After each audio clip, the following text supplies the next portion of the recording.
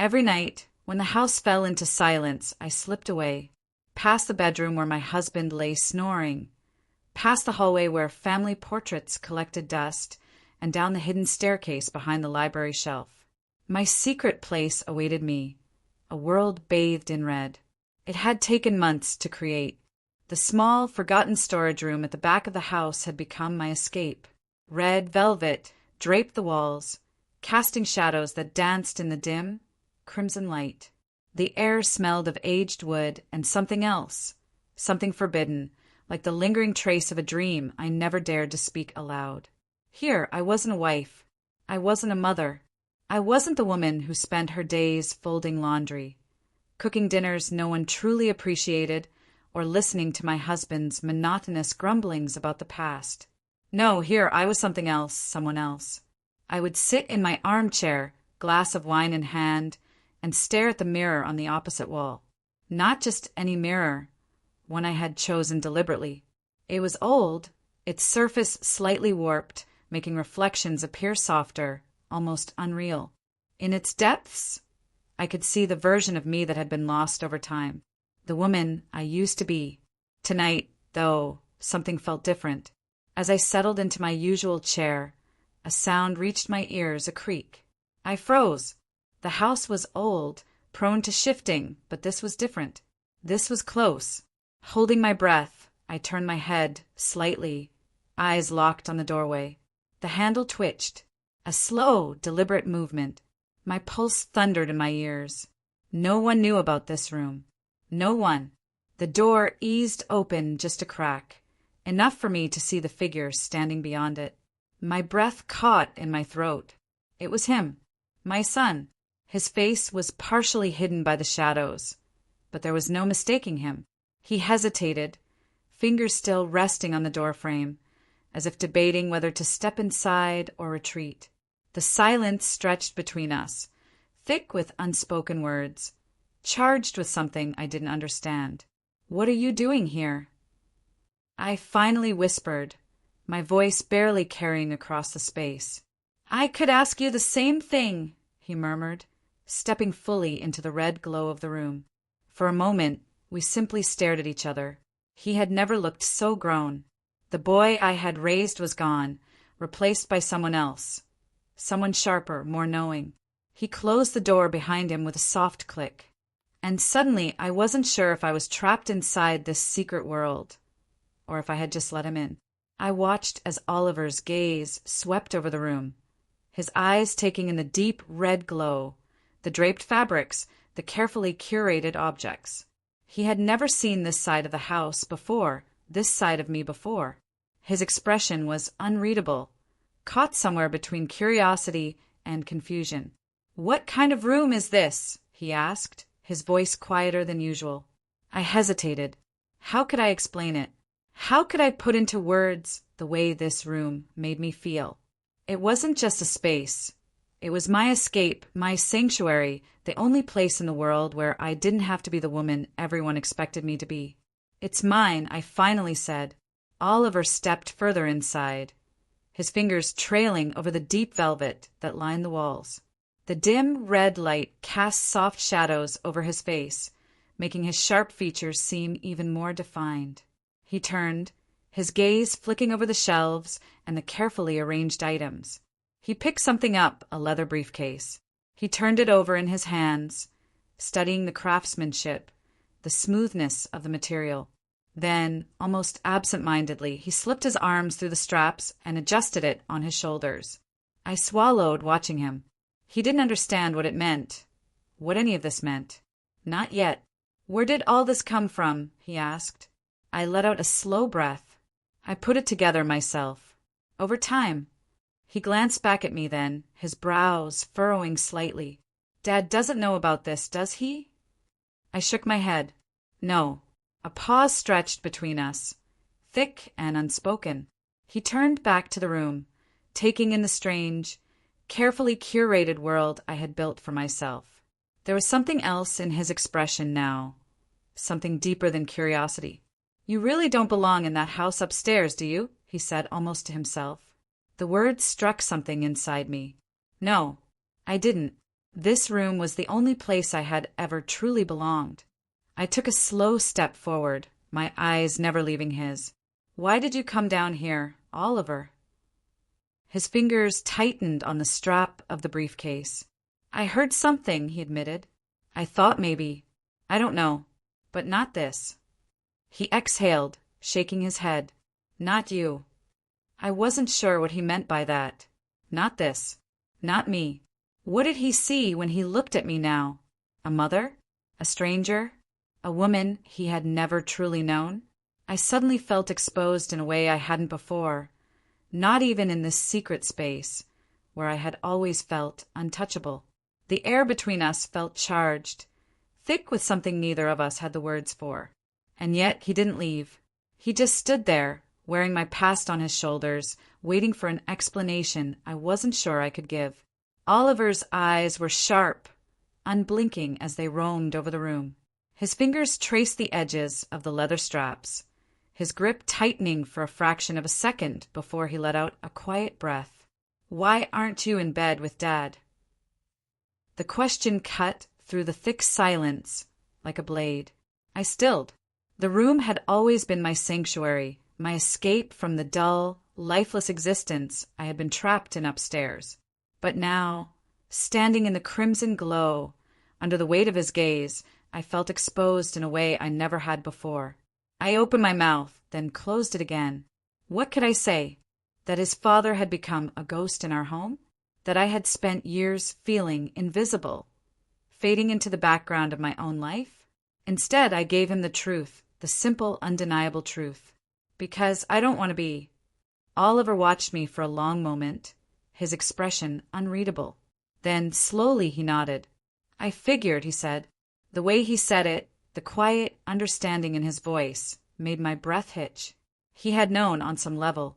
Maybe he hadn't wanted to see it before. Maybe I hadn't wanted him to. But now, in this hidden space, there was no more pretending.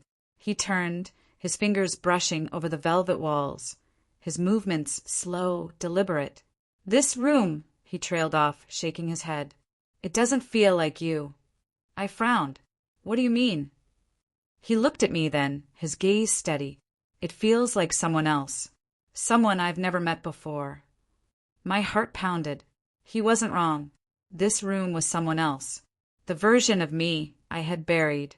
The woman I had once been before life dulled her, before routine and obligation stripped her down to nothing but a shadow of what she could have been. But she wasn't gone. She was here. And now Oliver had found her. He let out a quiet breath, shaking his head. "I don't know why, but I get it." My stomach twisted. "You do?" He nodded. I think I've been looking for something, too." The admission hung between us, heavy and unspoken. For years, I had assumed I was the only one in this house who felt trapped, the only one who needed something more. But maybe I had been wrong. Maybe I wasn't the only one hiding. And maybe, just maybe, neither of us wanted to hide anymore. Oliver's gaze lingered on me for a moment longer than I expected. His eyes, sharp and assessing, swept over my face, taking in every detail. "You look different," he murmured. I swallowed, unsure how to respond. The red glow of the room cast shifting shadows across my skin, making it impossible to tell what he really saw. "Is that a compliment?" I asked, keeping my voice light, though my pulse thrummed beneath the surface. He tilted his head, considering. "Yeah," he said finally. "I think it is." A strange silence followed, thick with something neither of us could name. Then his eyes flickered past me, toward the desk against the wall. The cat mask. A sleek, black leather mask sat there, its pointed ears and delicate curves bathed in the room's crimson glow. It had been an impulse purchase, a symbol of the person I once dreamed of being. A woman who was bold, mysterious, unafraid. Oliver took a step closer, reaching out. His fingers hovered just above the surface, not quite touching it. "Why do you have this?" he asked, his voice quiet, almost thoughtful. I hesitated. The truth was tangled in too many layers. This room was my secret, my rebellion, My escape from a life that had grown cold and predictable. But how could I explain that to him? I liked it, I said simply. He finally touched the mask, lifting it carefully. The leather flexed beneath his grip, the shadows shifting over its sleek surface. You liked it, he repeated. I nodded.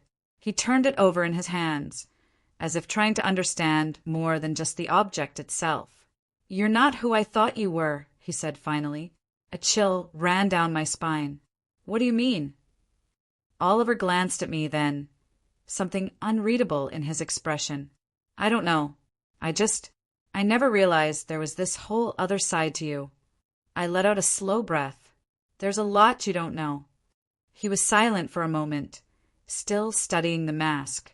Then, without a word, he lifted it to his face. The dim red light reflected in his eyes as he looked at me through the hollowed-out shapes. For a moment, I wasn't sure if I was seeing him, or if he was finally seeing me. The air in the room shifted, heavy with the weight of unspoken things. He lowered the mask slowly, placing it back onto the desk with deliberate care.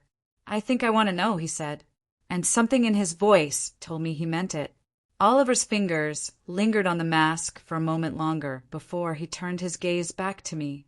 The room's red glow cast shifting shadows across his face, making it hard to read his expression. Do you have any cigarettes? He asked suddenly. I blinked. Of all the things I expected him to say, that wasn't one of them. Yes, I said, slowly watching him carefully. Why? He shrugged, as if the answer didn't matter. Just curious. I hesitated for only a moment before reaching into the drawer of my desk and pulling out a small, half-full pack. They weren't for me. I never smoked often, but sometimes when I sat alone in this room, the curl of smoke in the red light felt like a ritual, a quiet rebellion against the version of myself the rest of the world saw. Oliver took one without hesitation, rolling it between his fingers before placing it between his lips. I handed him the lighter. The small flame flickered between us, casting a brief glow on his features before he brought it to the cigarette and inhaled. It was strange seeing him like this. Grown. Different. You've done this before, I murmured, more to myself than to him. His lips curved slightly, but he didn't answer. The silence stretched between us, thick and unspoken. I felt it pressing down, filling the spaces that words wouldn't reach. And then, without thinking, without questioning why, I reached for the mask. The leather was cool against my fingers as I lifted it, fitting it over my face. The scent of it, subtle, familiar, washed over me, wrapping me in the version of myself that had existed in this room for years. Oliver watched. His cigarette burned, forgotten between his fingers, as his gaze traced the contours of the mask. A part of me wanted to ask what he saw, if I had changed in his eyes, if this was the moment he realized I wasn't the woman he had always known. But I didn't ask. I just stepped closer. The air between us was warm, humming with something I didn't dare name. And then, in the quiet, something unexpected happened. A moment, a pause, a shift in gravity, and then the cigarette smoke curled in the dim red light, twisting into delicate patterns before dissolving into the air. Oliver watched me, his eyes unreadable, as I adjusted the mask over my face. The soft leather pressed against my skin, molding to me, transforming me. In this room, under this glow, I was no longer just a mother. I was someone else. A slow smile curled at the edges of my lips as I moved toward the old record player in the corner. My fingers traced the grooves of the vinyl before selecting one and setting the needle down.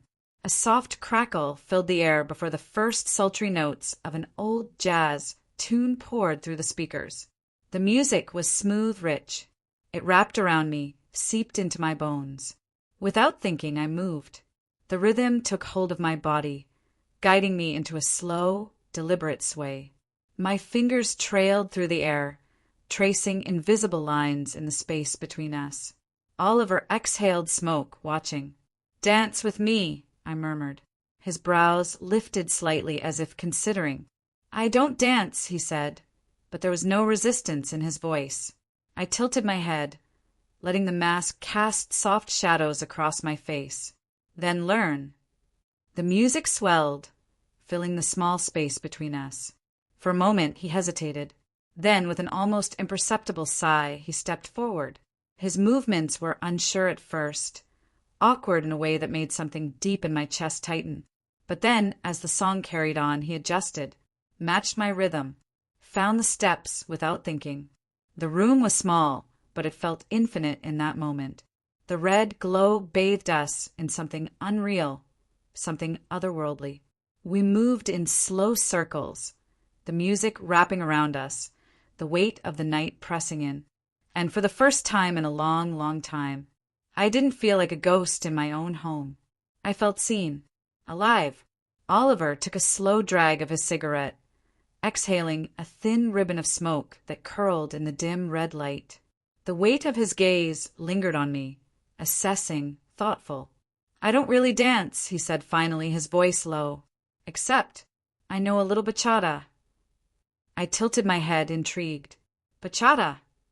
He shrugged, a half-smirk playing on his lips. "Learned it a while ago.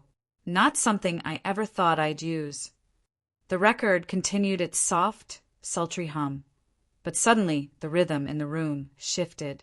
The air felt different, charged, expectant. I stepped closer. "Show me." Oliver hesitated, but only for a moment. Then he flicked the cigarette into the tray, exhaled one last breath of smoke, and reached for me. The first touch was tentative. His fingers barely brushed my waist before settling there, warm through the fabric. His other hand hovered near mine, waiting for me to take it. I did. He guided me into a slow step, our movements uncertain at first. "1, 2, 3, pause," he murmured, his voice a quiet instruction. I mirrored him, feeling the rhythm beneath my feet. It was an intimate dance, closer than I expected. The steps were small, controlled, but the sway of it, the fluid push and pull, felt like something deeper than just movement. The red glow of the room blurred the edges of everything, making it feel as if we had stepped into another world, a place where nothing outside this space mattered. For a moment, there was only the sound of our breaths, the soft slide of our feet against the wooden floor, the quiet thrum of music filling the gaps between words, a secret shared in silence. And as the dance carried on, I realized something. For the first time in years, I wasn't the one leading.